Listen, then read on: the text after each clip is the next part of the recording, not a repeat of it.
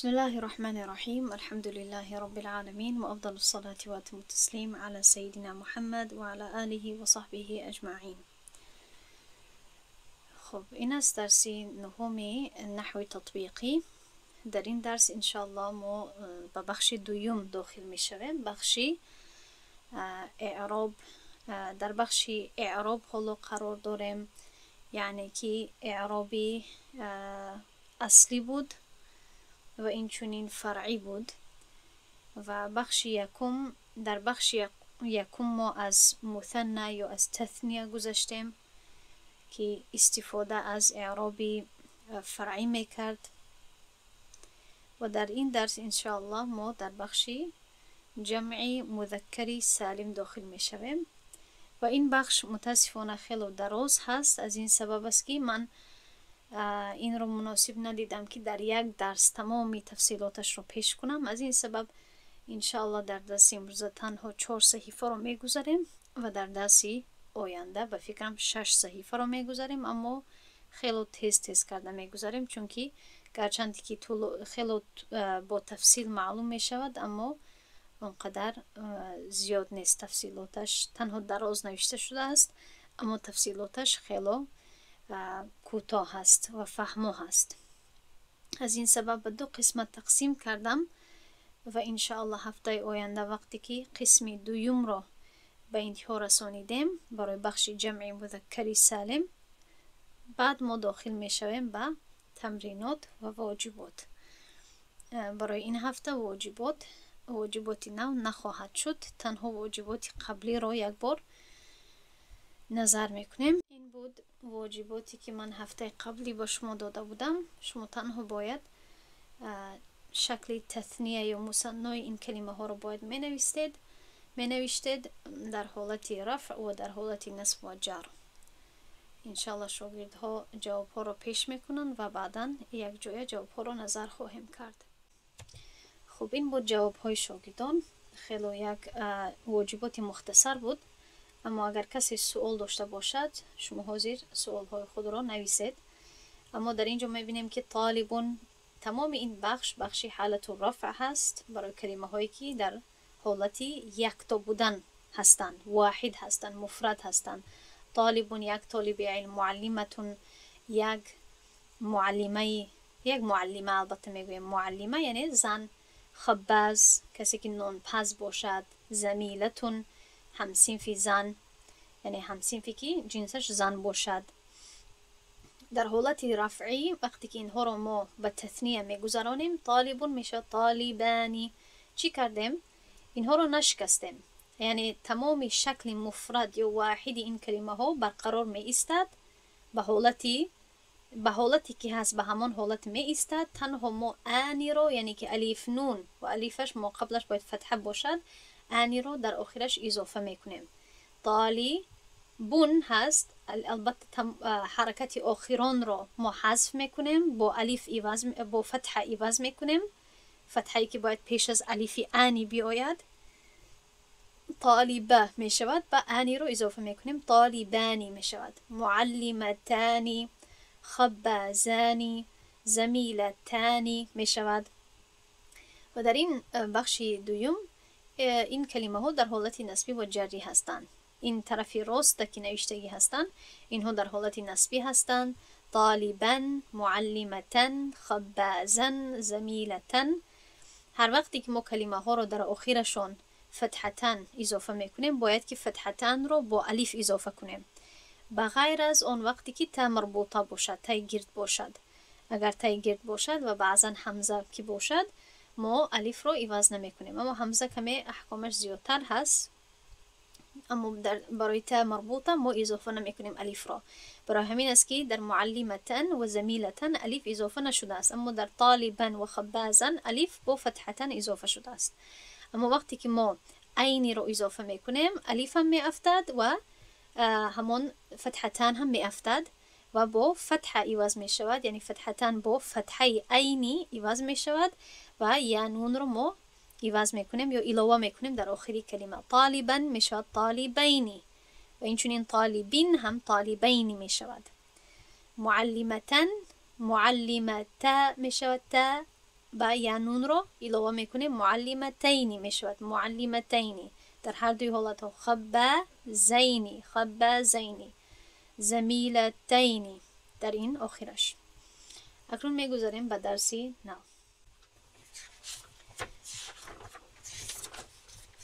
اگر شما یک بار درسی قبلی رو نظر کنید، اولی درسی قبلی رو صحیفه 43 رو اگر نظر کنید، در آنجا ما از یک جدول گذاشته بودیم که علامت الاعراب نام داشت. یعنی علامت های اعرابی کلمه های زبان عربی که در کدام حالت اعرابی قرار دارند. و در آنجا در همون جدول به دو قسم تقسیم شده بود: اعراب های اصلی و اعراب های فرعی. اولین درجه و دوم درجه، یا آن اعراب هایی که اساسی هستند، اصلی هستند، کلمه تاجیکی هست، و آن اعراب هایی که فرعی هستند، یعنی که دوم درجه، یا اینکه اینها جای اصلی را میگیرند. البته خودی ضم، فتحه و کسره و سکون، تمام این علامت ها، این حرکت ها که میگوییم، اینها اعراب های اصلی هستند. البته حرکت های هستند که به ما اعرابی کلمه ها را اشاره میکنند. اما متاسفانه در زبان عربی تمام کلمه ها با حرکت های اصلی اعراب نمیگیرند. بعضا با حرف ها اعراب میگیرند و بعضا با اعراب های تقدیری یا حرکت های تقدیری پنهانی اعراب میگیرند. اما در اینجا خوشخبری برای ما یا آسانی برای ما همین هست که اکثر کلمه های زبان عربی با اعرابی اصلی اعرابی خود را نشان میدهند، یعنی حالت اعرابی خود را نشان میدهند. و حالت اعرابی شما تا حال باید بدانید که همین حالت رفعی، نصبی و جری هست. بعضا کلمه ها در زبان عربی در حالت رفعی می باشند و بعضا در حالت نصبی و جری. یعنی حالت های کلمه ها فرق میکنه در زبان عربی و ما باید اینها رو درست استفاده کنیم.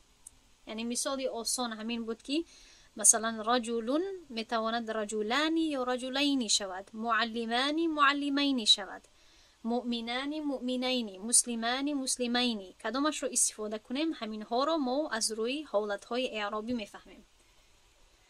خب شاگردان خواهش میکنم هر گپی که من میگویم خوب با دقت گوش کنید، چون که من همین روز فکر میکردم که این خیلی یک فن مهم هست و مشکل هست، دشوار هست اگر هر نقطه رو شما از خود نکنید، هر نقطه رو شما با دقت گوش نکنید. خب من حالا برای شما یک مقدمه میدهم تا اینکه به این درسی نو آغاز کنیم، با آسانی شما باید بفهمید. پس این شد علامت های اعراب که ما گذاشته بودیم و ما گفته بودیم که در یعنی گرچندی که اکثر کلمه های زبان عربی با فتح، کسر، ضم اعراب میگیرن یا حالت اعرابی خود رو نشان میدهند، اما بعض گروه های کلمه های زبان عربی هست که به 7 گروه منحصر هستند یا به 7 گروه تقسیم میشوند که آنها با فتح، کسر، ضمه و سکون اعرابی خود رو نشان نمیدهند، بلکه با اعرابی فرعی یا دوم درجه یا گروهی دوم نشان میدهند. که مثلا در مثنی ما گذاشتیم که در تثنیه انی و عینی استفاده می شود. همین بود خلاصه درس قبلی. اگر باید داشته باشید من به 3 نقطه خلاصه کرده بودم: انی و عینی و ملحق مثنی. اگر ملحق مثنی و جمع را اگر شما نفهمید باکی ندارد، حداقل حکم اساسی مثنی یا تثنیه و جمع رو بشناسید که چگونه ما یک کلمه رو از تثنیه به جمع چی میکنیم؟ تبدیل میدهیم. انی و عینی برای تثنیه. و دوم نقطه بود که بعضی کلمه ها ملحق تثنیه میشوند، یعنی که به گروه تثنیه داخل کرده میشوند و به مانند تثنیه اعراب میگیرند، گرچند که در اصل تثنیه نیستند. و این دو کلمه کدام ها بودند؟ اثنانی، شکل مؤنثش اثنتانی، و کلا و شکل مؤنثش کلتا. و سوم نقطه درس قبلی همین بود که باید ما نونی تثنیه رو حذف کنیم وقتی که مضاف می شود. و مضاف رو شما علاقه از درس های عربی ابتدایی میدانید. رجلانی رجلا می شود، قلمانی قلما می شود. اگر در حالت نسبی و جری باشد رجلی، قلمی، کتابی می شود. خب اکنون درس امروز تا می گذاریم انشاءالله که این بخش دوم هست. اگر جدول رو نظر کنید دویمش جمع المذکر سالم هست. اول در این درس ما معرفی میشویم، این رو میخونیم که جمع مذکر سالم چیست، چگونه ما یک کلمه رو از شکل مفرد به شکل جمع تبدیل میدهیم و بعداً بعضی شرط های جمع مذکر سالم به ما ذکر کرده می شود و در آخر خب بله و دو بخشی که در جمع مذکر سالم داخل می شود با ما ذکر کرده می شود و درس در همینجا به انتها می رسد. مقصد ملحق های یعنی که گروه هایی که داخل کرده می شوند به جمع مذکر سالم در درس آینده خواهیم گذشت، چون که از 7 تا 8 گروه یعنی می باشد، قریب 7-8 کلمه های هست یا گروه های کلمه های هست که در همین بخش باید اضافه کرده شود. به هر حال آغاز میکنیم ان شاء الله. میگوید که هو ما دل على اكثر من 2 بزيادة واو ونون او یاء ونون في آخره. خودی همین جمع مذکر سالم چیست؟ میگوید که جمع مذکر سالم آن است، اما من نوشتم آن اسم است، چون که اگر اسم است نویسیم الکی ما حرف ها و فعل ها رو از این بخش دور میکنیم، حذف میکنیم و به ما معلوم میشود که ما حرف ها رو و فعل ها رو از این بخش دور میکنیم و میفهمیم که این بخش تنها وابسته به اسم ها می باشد، تنها اسم ها می تواند که جمع شوند. خب و در زبان عربی این اسم است که به زیاده از 2 اشاره می کند. هر چیزی که باشد زیاده از 2 تا باشد به همان چیز اشاره می کند با اضافه شدنی واو و نون یا اینکه یا و نون. به زیادتی با زیاده شدن یا اضافه شدنی واو و نون در آخرش یا یا و نون در آخرش فی آخره. خب حالا که ما چی رو در اینجا فهمیدیم؟ اولا که ما با اسم ها سر و کار داریم، اسم ها هست.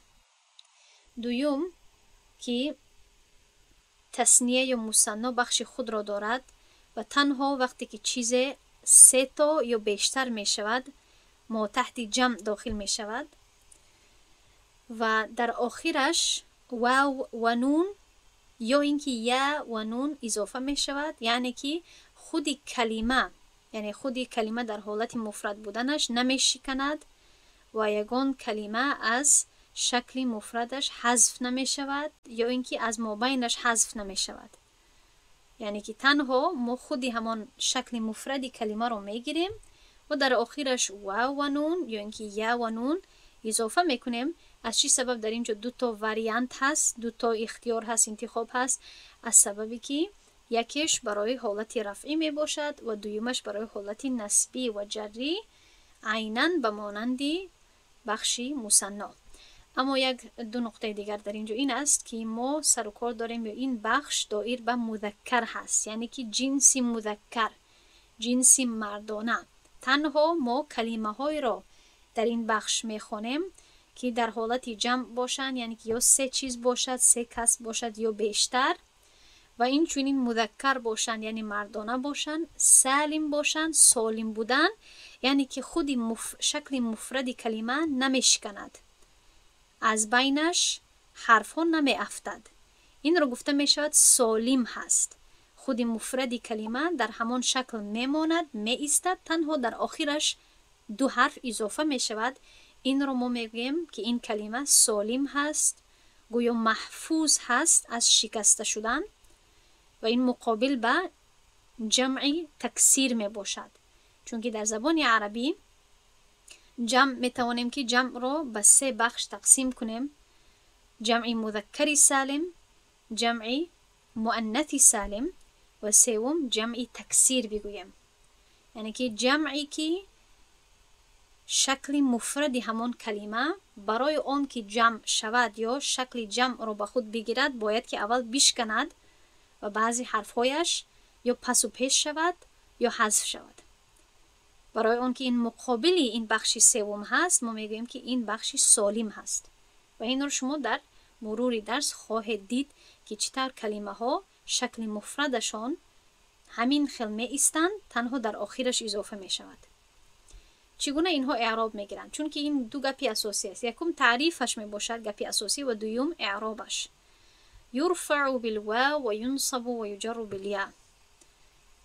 یک آگاهی با شما میدهم که من این صحیفه ها رو بعضا زود خیلی تیز ترجمه میکنم، در این طرف میگذارم، اما ترجمه که من در درس میدهم شاید که دقیق تر باشد و من بعضا چندین واریانت ها رو به شما میگویم، یعنی این گونه ترجمه میکنم و بعضا یکم خیلی دیگر ترجمه میکنم که روشن تر شود. از این سبب کوشش کنید که هم درس ها رو گوش کنید و اون چیزی که من در درس میگویم اون درست‌تر هست و بسته یا مقابل به اون چیزی که من نوشتم در پهلوش.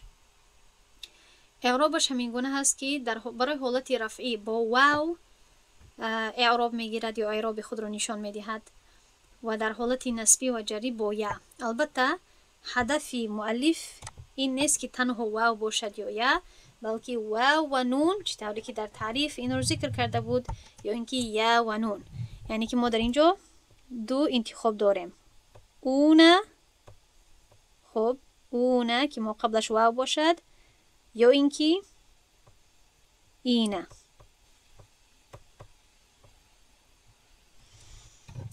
ما این دو انتخاب رو داریم، یا اینکه اونه اضافه میشه در آخر کلمه یا اینه.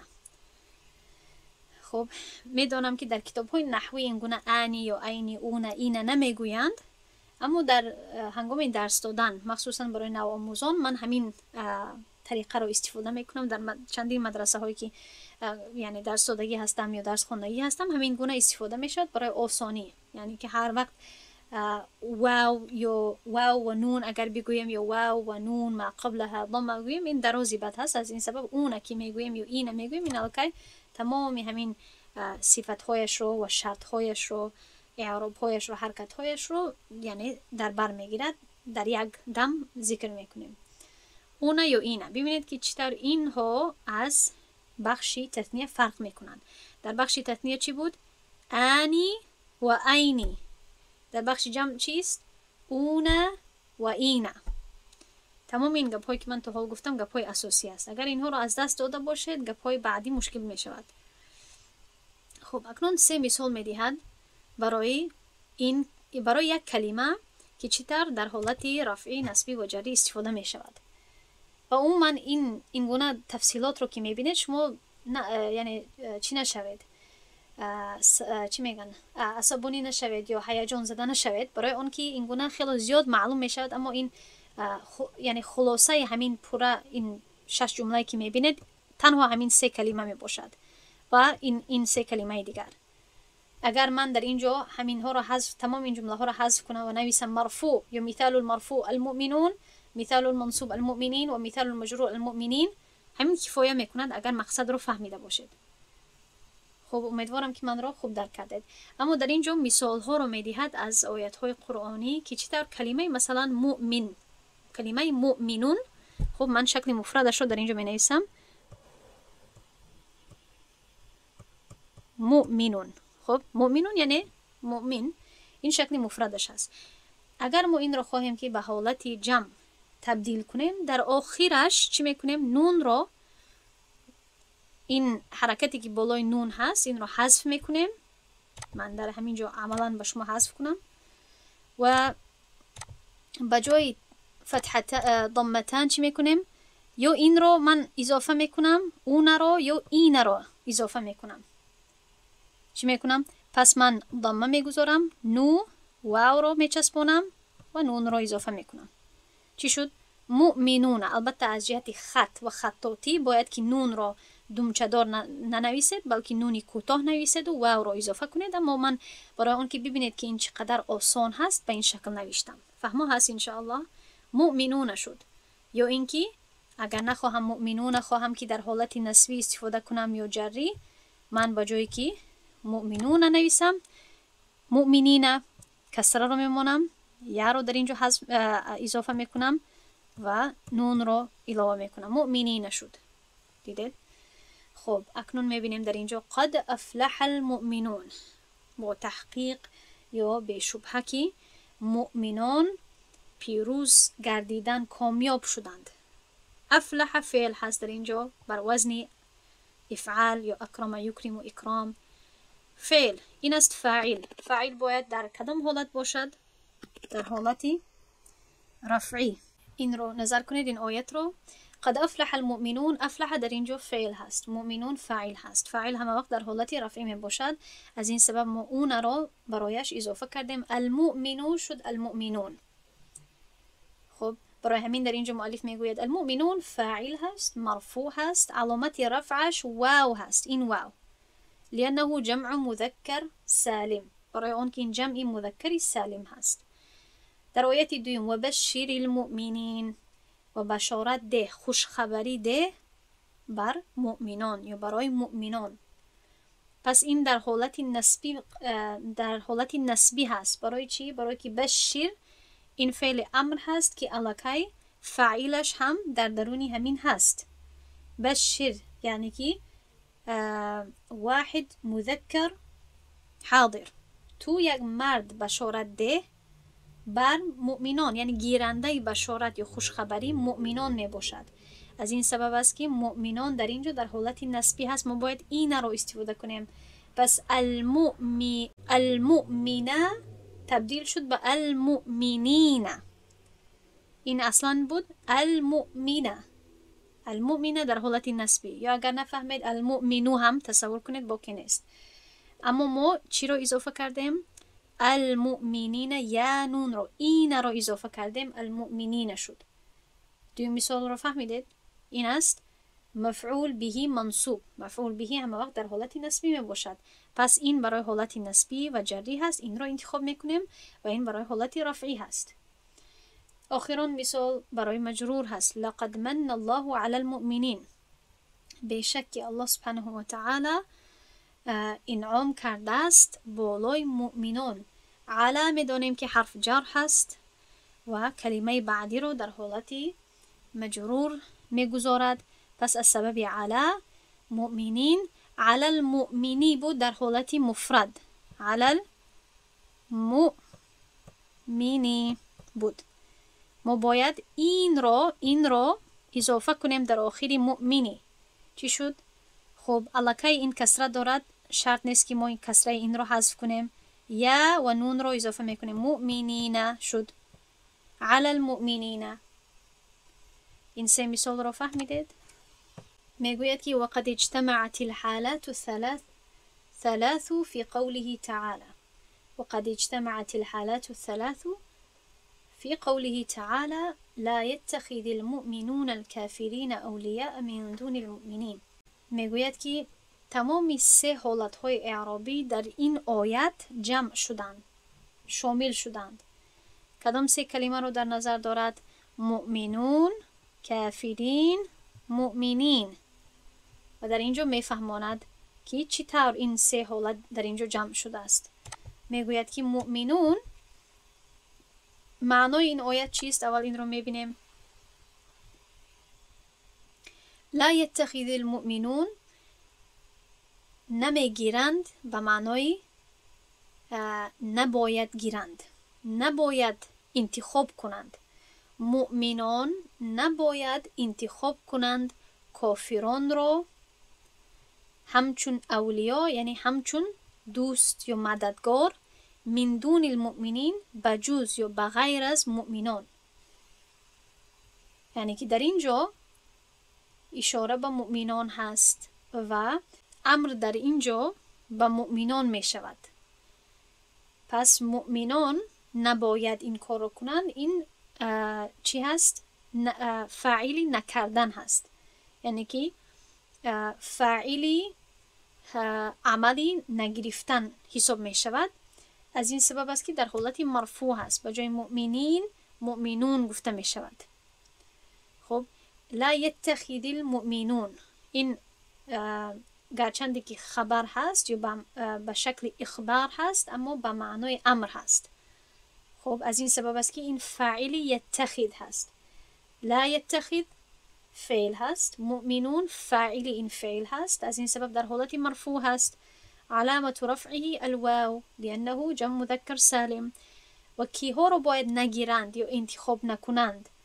همچون دوست یا مددگار. کافرین یعنی که کسانی که گرفته می شوند یا نباید گرفته شوند کافرون هستند.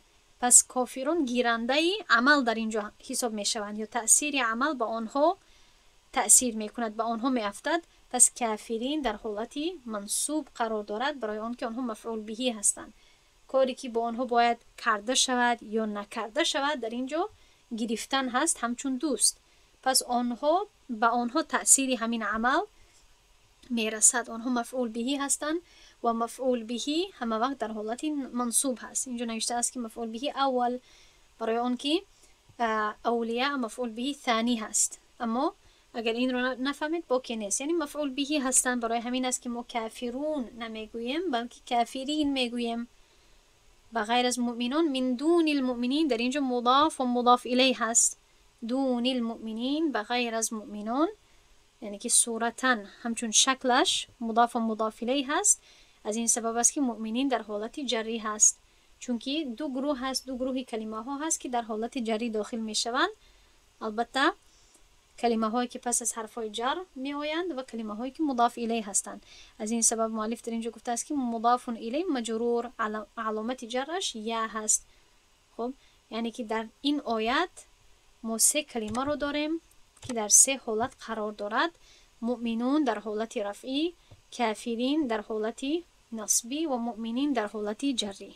میگذاریم به صحیفه بعدی. خب در این صحیفه اول که ما گذاشتیم تمامی قاعده های اساسی الکی برای شما پیش کرده شد. از اینجا اگر کمی نفهمیدید اونقدر یعنی تعجب نکنید، برای اون که این بخش بعدیش کمی اضافه هست و این رو با تمرین با تکرار از خود میکنید. اما این صحیفه یکم از همه جای اساسی است که باید بفهمید.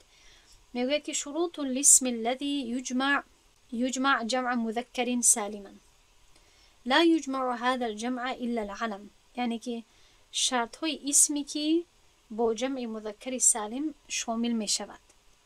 کدام اسم ها در این بخش شامل می شود؟ میگوید لا یجمع هذا الجمع الا العلم و الصفه. یعنی که این گونه جمع نمی شود مگر کلمه هایی که علم باشند و کلمه هایی که صفه باشند.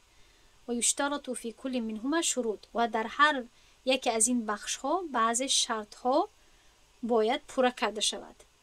پس علم و صفه چیست؟ این را اکنون نظر میکنیم. اولا میگوید علم و بعدا در صحیفه دوم صفه می آید. خب یشترط فی العلم ان یکون. علم چیست؟ یک نام معین، یک نام معینی مردانه و 4 شرط دارد. یعنی که اگر نام مردانه باشد و این 4 شرط را پورا کند به همین شکل جمع می گردد. یعنی با اونه و با اینه جمع می شود. اولا این است که باید لمذکرین، باید مردانه باشد. دوم عاقلین، یعنی که نامی یک شخصی عاقل باشد. نامی انسان ها، نامی فرشتگان، نه نامی حیوانات. نامی حیوانات اگر باشد عاقل حساب نمی شود، غیر عاقل حساب می شود. حیوانات و اشیا در زبان عربی غیر عاقل شمار می شوند، یعنی که عقل ندارند، دارنده عقل نیستند. اما انسان ها و فرشتگان و این چونین اگر ذکر جنات بیاید اینها ذوی العقول شمار می شوند، یعنی که دارنده عقل. سوم هست خالیا من تاء التأنیث، باید که تای گرد نداشته باشند. تای تأنیث علامت تأنیث، تای که علامت تأنیث می باشد، تای گرد باید از این خالی باشند. خب اینجا شما تای گرد نویسید. و من ترکیبی و این چونین از ترکیب شدن، یعنی که مرکب شدن دو کلمه، یعنی که وقتی که دو کلمه یک جای می شوند که یک نام سازند از این هم باید خالی باشد. یعنی که اگر دو کلمه یک جای شده یک نام سازند این گونه نام ها نمی توانند که به مانند جمع مذکر سالم جمع شوند. اکنون بعضی مثال ها رو پیش می کند برای کلمه هایی که این شرط ها رو پورا نمی کنند و از این سبب نتیجه همین می شود که به به مانندی جمع مذکر سالم جمع شده نمیتوانند. مثلا میگوید رجل و غلام. اینها ما نمیتوانیم که رجلون، رجولین یا غلامون، غلامین بگوییم، برای آن که اینها یک شرط رو پورا نمیکنند. کدام شرط هست؟ علمین نیستن، علم نیستن. خب نام معین نیستن. وقتی که نام معین نشد دیگر به این شرط ها نظر کردن لازم نیست. دوم هند و زینب. نمیتوانیم که هندون زینبون بگوییم، لانهما لیس لمذکرین، برای آن که این نام های مردانه نیستند. واشق، و در اینجا میگوید علم علی کلب. واشق یک نامی هست، نام معینی که برای سگ استفاده می شود.